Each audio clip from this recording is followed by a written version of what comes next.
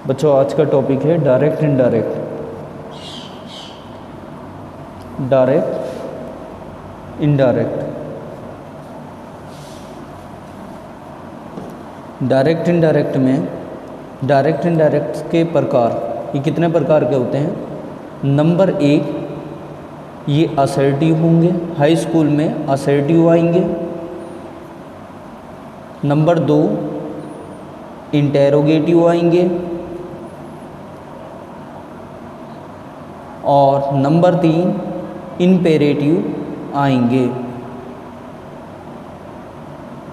सबसे ज़्यादा इम्पॉर्टेंट है, हाई स्कूल में सबसे ज़्यादा इम्पॉर्टेंट इंटेरोगेटिव हैं और इम्पेरेटिव हैं इस साल के लिए।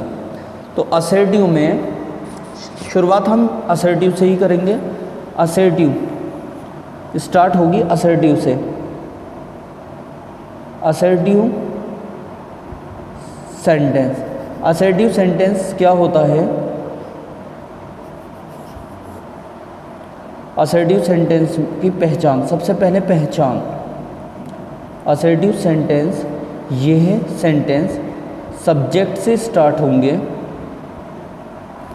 और फुल स्टॉप पर ही ख़त्म होंगे। असर्टिव सेंटेंस में एक तो अफर्मेटिव आते हैं और दूसरे निगेटिव आते हैं। ये दो तरह के सेंटेंस आते हैं असर्टिव सेंटेंस में। पहचान कैसे होगी? सब्जेक्ट से शुरू होंगे, फुल स्टॉप पर ख़त्म होंगे।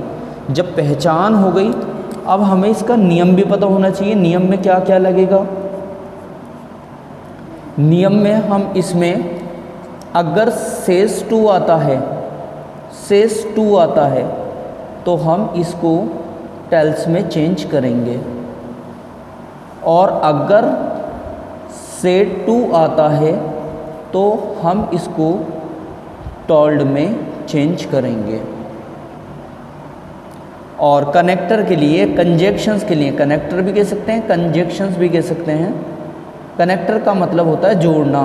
इन कोमास को काटकर, ये जो कोमास होंगे इनको काटकर हम डेट लगाते हैं, इनको काटकर लगाते हैं डेट। ये हो गए इसके नियम कंप्लीट। अब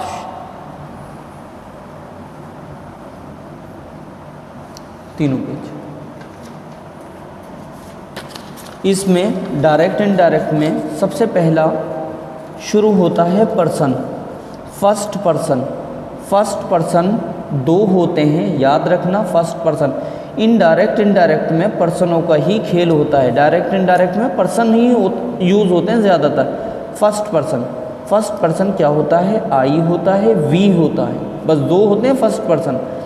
अगर सेंटेंस के शुरू में आ रहा है तो आई बन के आएगा, आई का रूप लेकर आएगा। अगर सेंटेंस के आई बीच में आ रहा है तो माई बनकर आएगा, और अगर सेंटेंस के लास्ट में आ रहा है तो मी बनकर आएगा। अब दूसरा हम देखेंगे, अगर सेंटेंस दूसरा अगर वी है, वी शुरू में है तो वी बीच में आएगा तो अवर बन जाएगा, और लास्ट में आएगा तो अस बन जाएगा। ऐसे ही सेकंड पर्सन है। Second person you, your, you.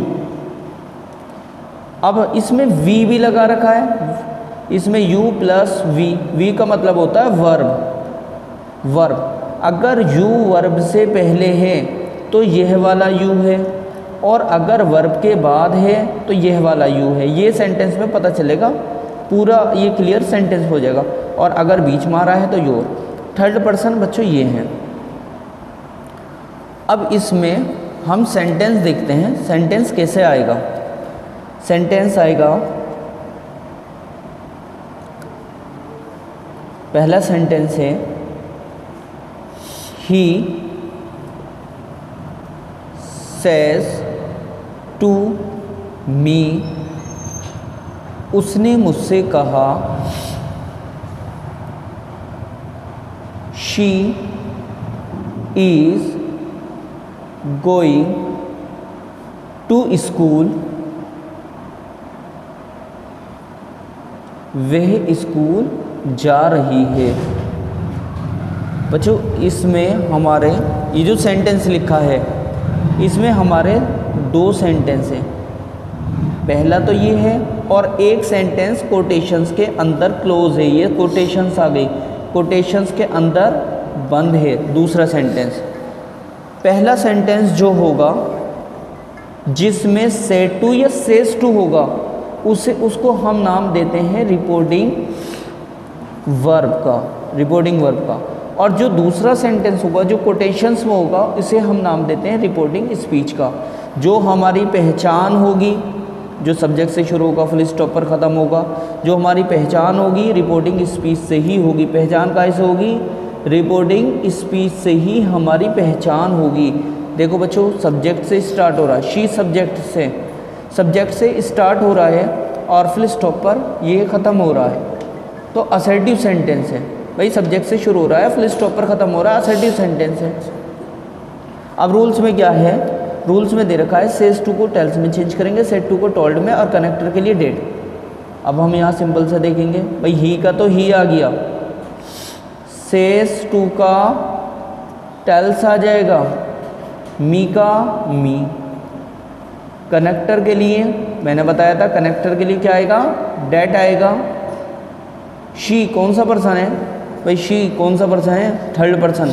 अब इसमें हमें ये पता होना चाहिए फर्स्ट पर्सन सब्जेक्ट के अकॉर्डिंग चेंज होगा, सेकंड पर्सन ऑब्जेक्ट के अकॉर्डिंग बदलेगा, चेंज होगा, और थर्ड पर्सन नो चेंज होगा। थर्ड पर्सन का मतलब होता है इसमें कोई चेंजिंग ही नहीं होगी। अब शी है, शी कौन सा पर्सन है? थर्ड पर्सन है, नो चेंज, कोई बदलाव नहीं होगा। शी का शी, इसका इज, गोइंग का गोइंग, टू का टू, स्कूल का स्कूल। पहला सेंटेंस कंप्लीट। सेकंड सेंटेंस से स्टार्ट होता है, Ram says to me, Ram ने मुझसे कहा, आई प्ले वेल, मैं अच्छा खेला। अब इसमें हम देखेंगे इस सेंटेंस में भाई सब्जेक्ट से स्टार्ट हो रहा है, फुल स्टॉप पर ख़त्म हो रहा है, असर्टिव सेंटेंस है, पहचान हो गई। अब इसमें जो कोटेशंस के अंदर है वो तो रिपोर्टिंग स्पीच है और ये रिपोर्टिंग वर्ब हो गया। सेज टू को हम काय में चेंज करेंगे? टेल्स में।